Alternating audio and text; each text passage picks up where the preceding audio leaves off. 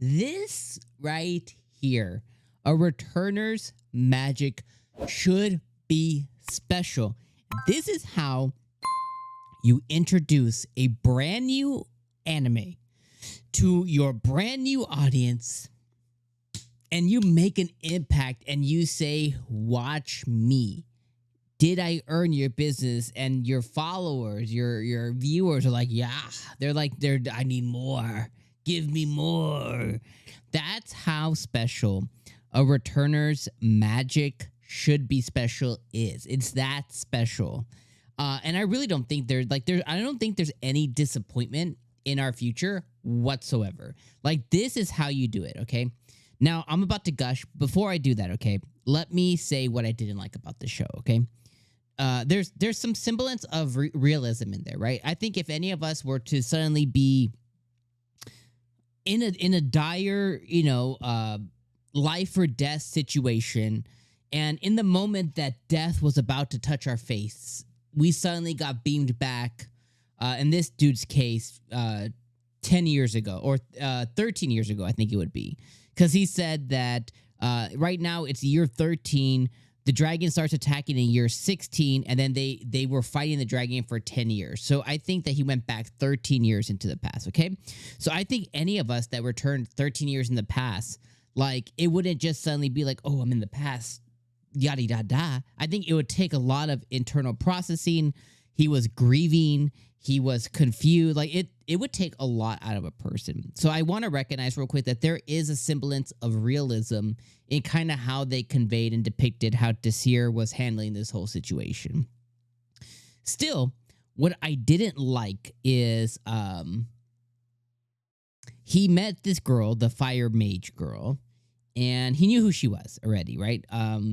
And she was like, oh, we gotta do this. Oh, I'm a commoner and stuff. So he has the knowledge of, he was a commoner. He went through the thing. He was in the beta class. He was all this.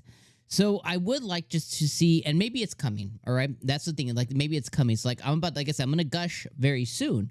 So maybe it's coming. Okay. But let's say it doesn't come. Like, let's say he just doesn't start to take advantage of the knowledge he has. Maybe he'll take advantage of it in a way to where he will be improving his magic and getting the band back together.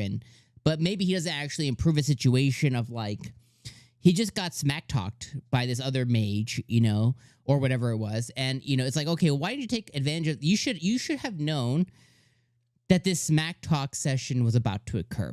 You should have handled it differently, or a little better, or something like that. So I'm like, okay, let's handle that situation better.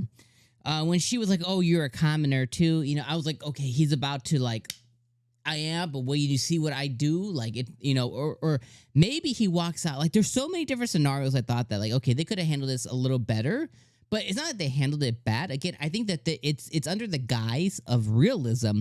I just didn't enjoy the realism that it was giving us. Okay, so I want to put that out there. So let's stop right there. If you feel that some of the realism, or some of the way that his return and after return was handled, if that didn't sit right with you, then I think that's a direction point of maybe you don't watch the show, or maybe you let it stack up 2, 3, 4, 5 episodes, and you give it another shot, and you binge a few episodes, and at that point you're making a decision like, oh yeah, it's for me, or no, it's not for me, kind of thing. So I think that's where I stop and say, is it for you, and should you watch it? Well, that, depends how you feel about that. Okay, now let's gush, and let's talk about why I think that this show's a must-watch this season. If you've watched some of my content before, much love. If you haven't, then one of the things I always say in episode 1 is, there's a lot of people who feel very differently about it. So I'm very passionate about a couple of things when it comes to episode 1s. First off, I think it's your best foot forward. It's your best foot forward, especially if you're a new studio or a new director or whatever it is. If it's a new product that nobody knows being put out, I think episode 1 is so important. So I think episode 1 is the episode where you're getting viewership. You're showing what the show is about. Okay, so you're showing what your show is about. You're putting your best foot forward. Like, basically, you're putting all your as much budget as you can put in episode 1. Like, you want to put as much budget as you can in episode 1. You want to, like, show your writing chops and show your sakuga chops and everything in episode 1.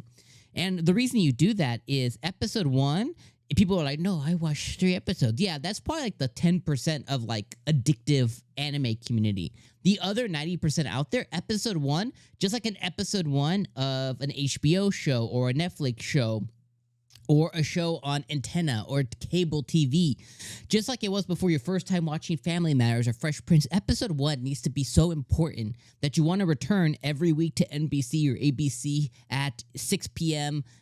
For the Family Fridays or whatever it is. It's just as important for anime to have episode 1 grab you, just grab you and say, you're mine. And that's how important episode 1 is. I know a lot of people feel differently about that, but that's how I feel about it. I think it's really true. And what I always say about episode 1 is it needs to be all of that, but what it needs to do is it needs to come out with like a banger. It needs to like convey some catastrophic event or some huge funny moment or like some huge romance of the future. If it's a romance, they show they show 2 people about to kiss or consummate or something, and then we travel back to the past and here's how I got there kind of thing. Like that's how you do it. Or if it's an episode 1 of a continuation, you just jump right in. Like we were already in the pool with you. Let's just jump right into it. Okay, so I think that's what ends up happening with great episode 1s. The opposite of that is the bad episode 1s. Now, what Returner's Magic did is it gave us this calamity. It's our main character against this dragonic calamity, ending the universe, ending the worlds, right? And, they're in some shadow realm fighting this dragonic calamity thing, and it's this party, and they've lost millions, hundreds of thousands of millions of people. They've lost 90% of their mages, and all this story is conveyed to us. And they win, and they overcome it, and then they're planning for the future. And then what happens? The dragon's heart is about to explode. That's awesome. And they're about to face death. And right when they face death, boom, we get to travel back to the past. Desir activates some kind of, I don't know, hope magic or something, and he's allowed to return back 13 years into the past. Now he has this grand opportunity to not only have 13 years of knowledge of not only what's to come, but like physically and, magically, and all that experience that he learned, it's right here. He has all of it. 13 years here of being one of the people to defeat this draconic calamity, all right here. That's crazy.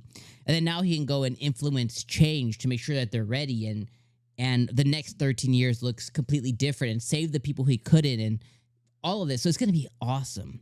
So anyways, a Returner's Magic should be special. I think is special, and I think it's so good, and I can't wait to see more. I think this episode was something, and it was really, really good, and I really, really enjoyed it. So let me know what you think in the comments down below. Are you watching it? Are you skipping it? Are you going to let it stack up? Let me know your thoughts in the comments, and my friends, we'll see you very soon for more fall anime.